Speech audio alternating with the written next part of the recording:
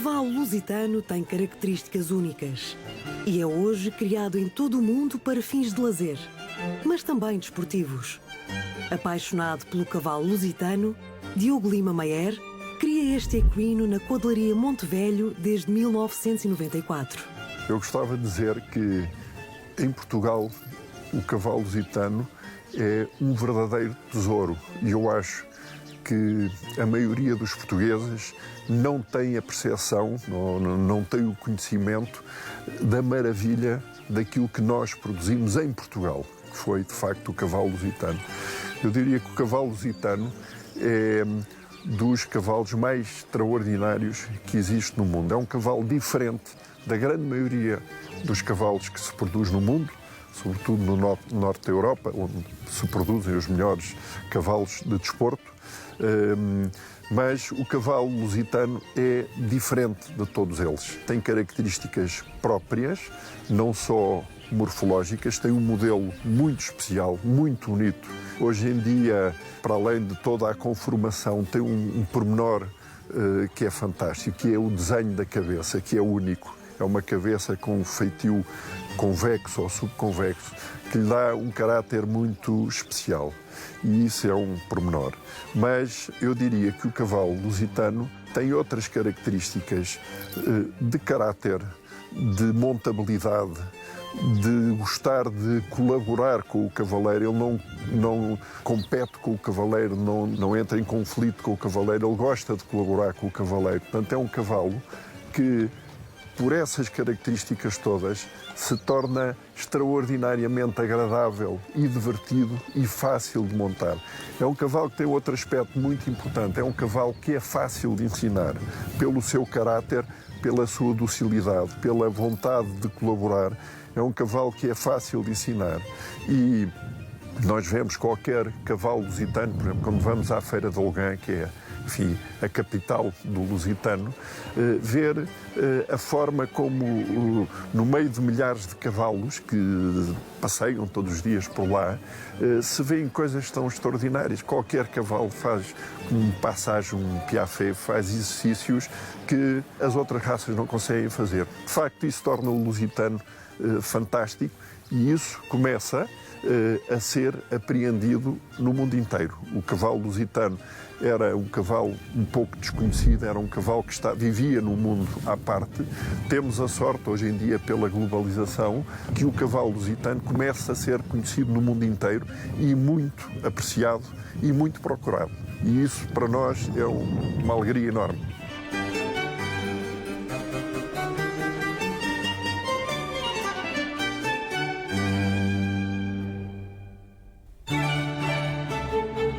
Na Codelaria Monte Velho há 7 éguas e todos os anos são criteriosamente escolhidos os machos que combinam com cada égua.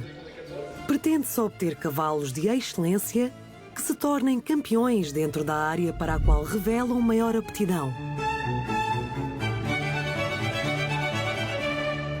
O processo de reprodução é minuciosamente feito desde o cruzamento dos animais até à sua comercialização. Todos os anos tem um momento muito importante, ou seja, janeiro, fevereiro, que é decidir com que garanhão é que vamos cruzar cada égua. E isso é possível porque temos um número limitado de éguas.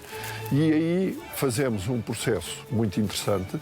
Eu tenho a sorte de ter o meu filho Diogo, que hoje em dia é o meu braço direito, eu diria que é o direito e o esquerdo da codelaria. E temos a sorte de ter no Monte Velho um grupo de muito bons cavaleiros a quem nós pedimos a opinião sobre os cavalos que nós devemos utilizar para as éguas. Portanto, para cada égua, nós procuramos, analisando as suas qualidades, as suas características, os seus defeitos, de procurar o garanhão que vai complementar da melhor forma aquela égua. E depois, como eu já disse, é uma questão de sorte.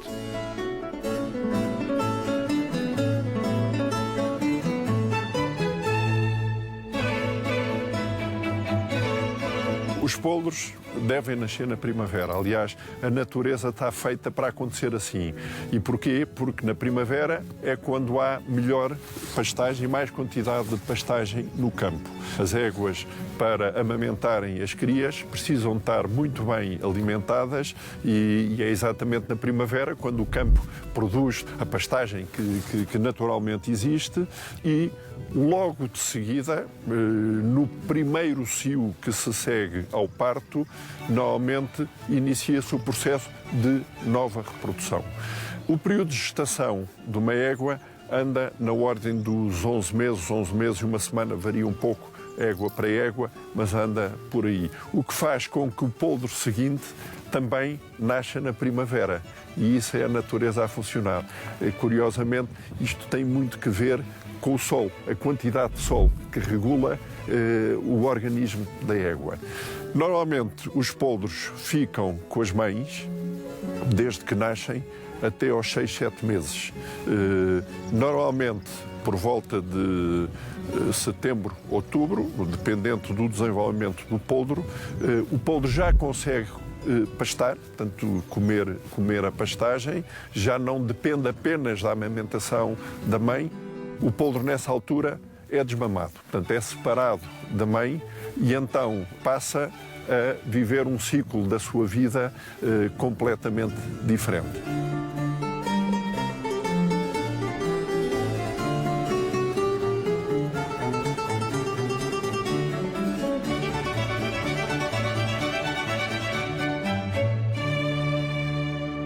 Quando o desmame dos poldros termina, os animais são colocados em boxes e começam a ter contacto com pessoas para se habituarem a perder o medo. Passado aproximadamente um mês, os animais vão para o campo. As fêmeas para um lado, os machos para o outro. Os poldros crescem até aos 3 anos e meio. Nós fazemos, aos 3 anos e meio, iniciamos o desbaste e fazemos cá em casa com a nossa equipa e fazemos de uma forma muito tranquila. Não tem nada a ver com aquilo que se vê naqueles filmes dos cowboys em que se montam cavalos selvagens e que há ali uma violência enorme. Pelo contrário, o trabalho de desbaste é feito de uma forma que evite a todo o custo traumatizar o cavalo. O cavalo tem muita memória e se é feito um mau desbaste, fica com medos e com vícios para o resto da vida. Portanto, o desbaste tem que ser feito muito tranquilamente, muito calmamente, sem causar qualquer tipo de trauma ao cavalo. E um cavalo bem desbastado, a priori, tem condições de vir a ser um cavalo fácil, manso, agradável para montar e é isso que a gente procura.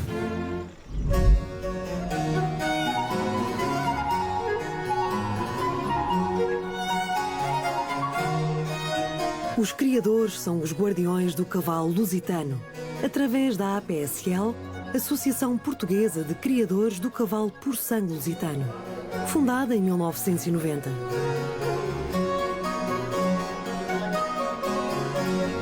Um dos seus objetivos é a promoção deste animal aqui e além fronteiras. A origem do cavalo lusitano, como nós todos sabemos, vem do tempo da guerra. Eram precisos cavalos que haviam no sul da Europa, mais rápidos, mais ágeis, cavalos mais versáteis para a guerra.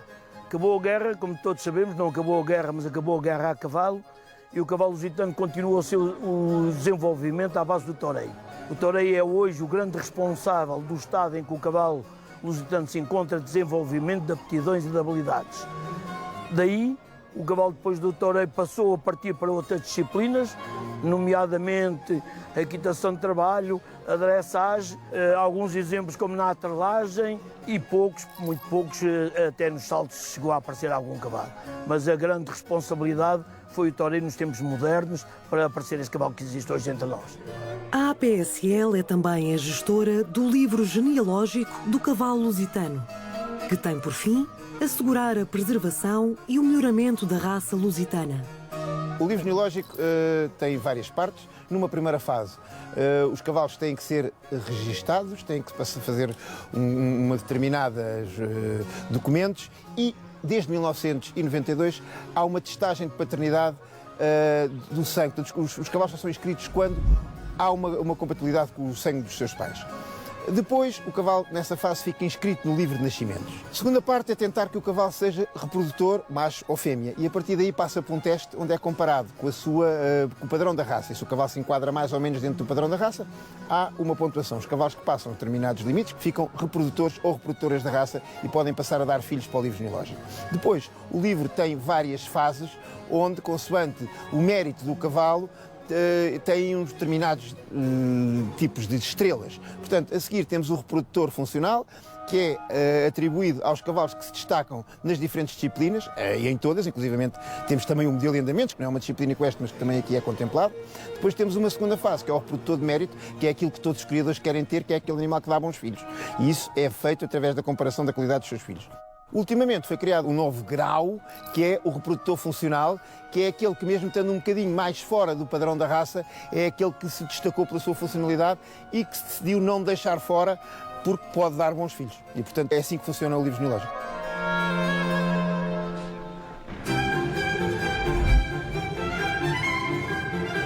Na Gulgã, a ligação ao cavalo é antiga e uma das razões pela qual a vila se tornou a capital do cavalo.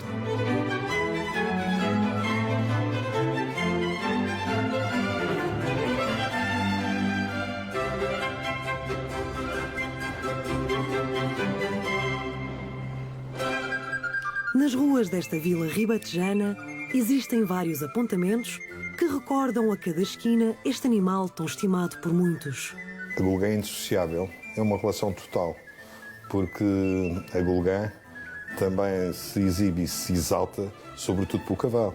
É a capital do cavalo, porque granjeou esse nome por tudo aquilo que, ao longo dos séculos, foi fazendo em prol do cavalo. E o cavalo também fez em prol da Gulgã, porque é um ícone, é um cluster nosso e que nós usamos porque a Gulgã não vive do cavalo somente, como é evidente. A Gulgã é, assim, a referência da agricultura portuguesa. O nosso setor primário é que também diferencia a Gulgã pela riqueza dos seus campos.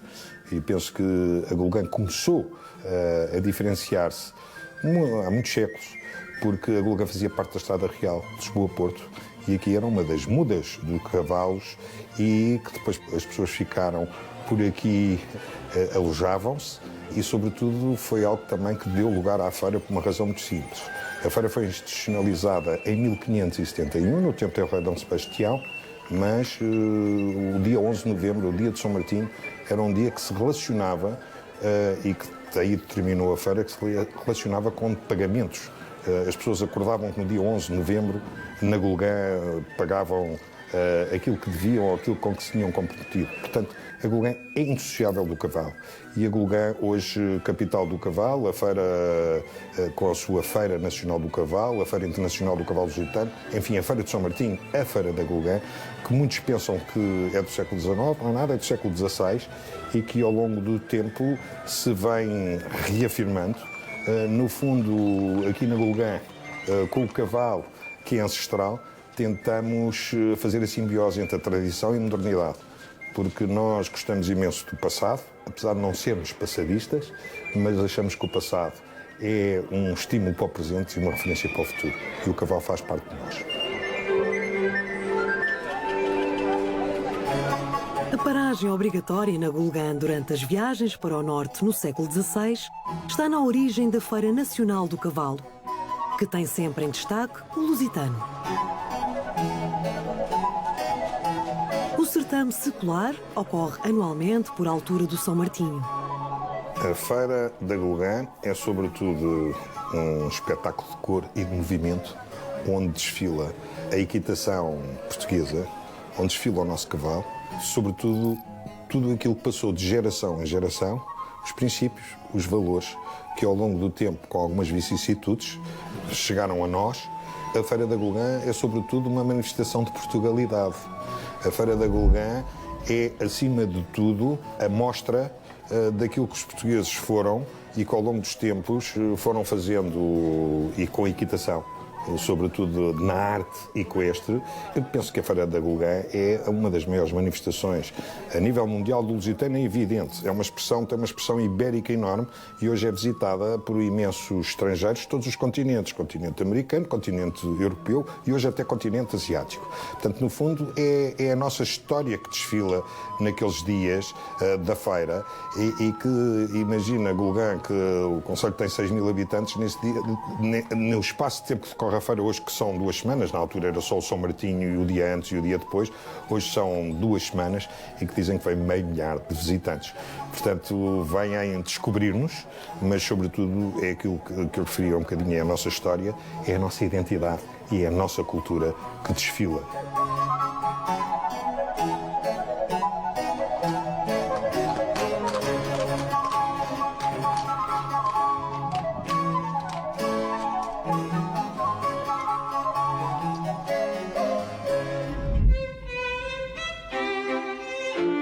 A Escola Portuguesa de Arte Equestre, atualmente gerida pela Parques de Sintra Monte da Lua, foi criada em 1979. Os cavalos desta escola são oriundos da Codelaria de Alter do Chão, no Alto Alentejo.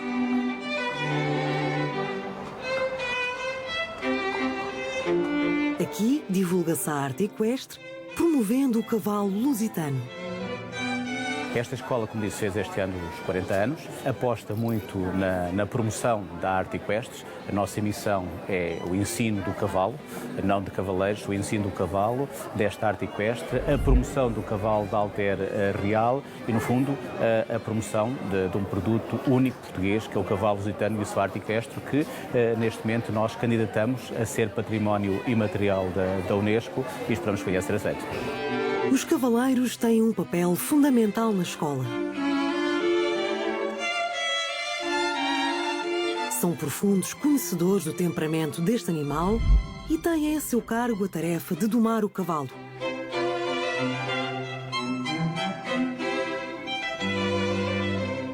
Cavalo e cavaleiro estabelecem uma relação única, de tal forma que, quando juntos, parecem um só.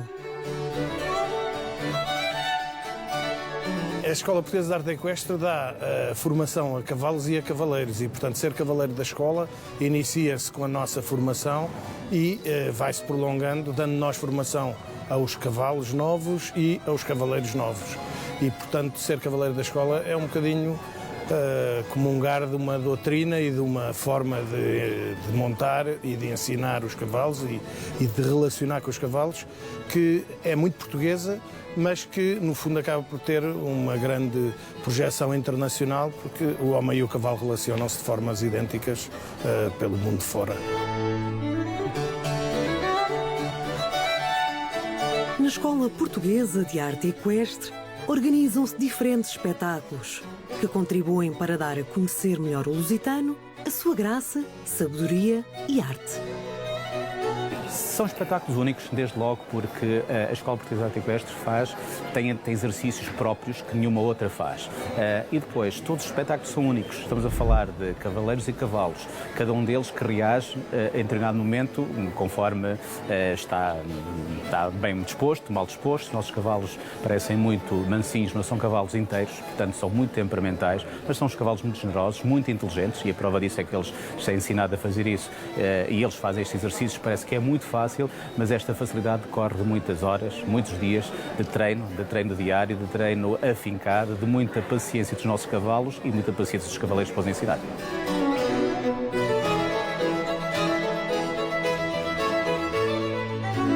O toureio é um dos fortes motivos para a existência desta raça nacional de cavalos.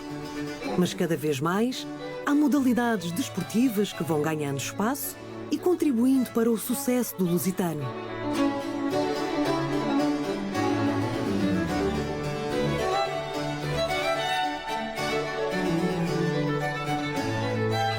A sua forte personalidade, quando encontra afinidade com o cavaleiro, estabelece uma relação única, que contribui muitas vezes para o sucesso em artes como o dressage. Cada criador tem o seu gosto, tem a sua paixão, tem a forma de ver cavalos que é diferente de uns para os outros. Há pessoas que adoram o toureio, portanto o sonho é produzir cavalos e ver um dia um cavalo seu a torear. Há pessoas que não gostam de toureio, gostam de uma atividade mais desportiva. Portanto, cada criador tem os seus objetivos como criador e tem, digamos, o seu cavalo ideal. E cada criador o que quer é conseguir, com as suas éguas, produzir aquilo que para ele é o cavalo ideal. E para isso, e conhecendo as suas éguas, tem que ir à procura do garanhão que, na perspectiva dele, vá conseguir produzir esse tal cavalo ideal. Não é um processo fácil, é um processo extremamente difícil, porque a genética dá-nos surpresas, às vezes boas, outras vezes más, não é? Portanto, há uma componente de sorte muito importante. Mas, de facto, os criadores, hoje em dia, cada vez mais têm uma especialização. No passado, quando eu comecei a criar cavalos, há 30 anos, a grande maioria dos criadores de cavalos lusitanos tinha o toureio como o grande objetivo. Nos últimos anos houve uma grande evolução no sentido de criar cavalos com capacidade esportiva, nomeadamente com a dressagem. Isso por uma razão também importante, que é conseguir conquistar o mercado internacional. Os países do norte da Europa não praticam o toureio, não existe, portanto, para eles o cavalo é para ser montado e para ser montado com uma qualidade elevada de equitação e, portanto, a dressagem é de facto a modalidade onde eles podem utilizar o cavalo da melhor forma. Um dos expoentes máximos do lusitano foi alcançado no ano passado, quando uma equipa de 4 cavaleiros portugueses foi apurada para os Jogos Olímpicos que decorrem este ano em Tóquio. O cavalo nacional poderá sagrar-se campeão olímpico, levando assim a fama do puro sangue lusitano ainda mais longe. É o Equador que nós criamos e que foi montado desde a origem pelo nosso cavaleiro, o João Torrão, que trabalha connosco há 7 anos e que desde a primeira hora começou a montar o Equador e desde a primeira hora houve a tal conexão cavalo-cavaleiro que funcionou, neste caso, de uma forma fantástica. E por esse facto e por ambos, quer o cavalo, quer o cavaleiro, revelarem um potencial enorme, achamos que valia a pena apostar na carreira desportiva, ao princípio, na perspectiva de vamos ver até onde conseguem chegar. Tivemos a sorte e a alegria de ver que o cavalo chegou e está neste momento no patamar mais alto da competição internacional. E aconteceu este ano, foi o primeiro ano, ou no ano que passou, o primeiro ano que ambos entraram em nível de grande prémio, que é o nível mais alto, de participar com a seleção portuguesa de dressage, de conseguir o apuramento da equipa de Portugal para os Jogos Olímpicos que vão ser em Tóquio. E isso, enfim, a maioria das pessoas não tem conhecimento do detalhe. É a primeira vez que acontece a equipa nacional ser apurada para os Jogos Olímpicos. E revela muita coisa, porque revela que, de facto, hoje em dia, o cavalo lusitano, sendo apurado convenientemente e sendo treinado convenientemente, e os cavaleiros também tendo um treino bem feito, podem, de facto, atingir um nível muito alto. E foi o caso do Equador, não apenas dele, houve outros 3 cavaleiros que atingiram o mesmo nível, a Maria Caetano com o Coroado, o Rodrigo Torres com o Fogoso, o Duarte Nogueira com o Beirão, e o João com o Equador. Os 4 fizeram parte da equipa que classificou Portugal para os Jogos Olímpicos em Tóquio.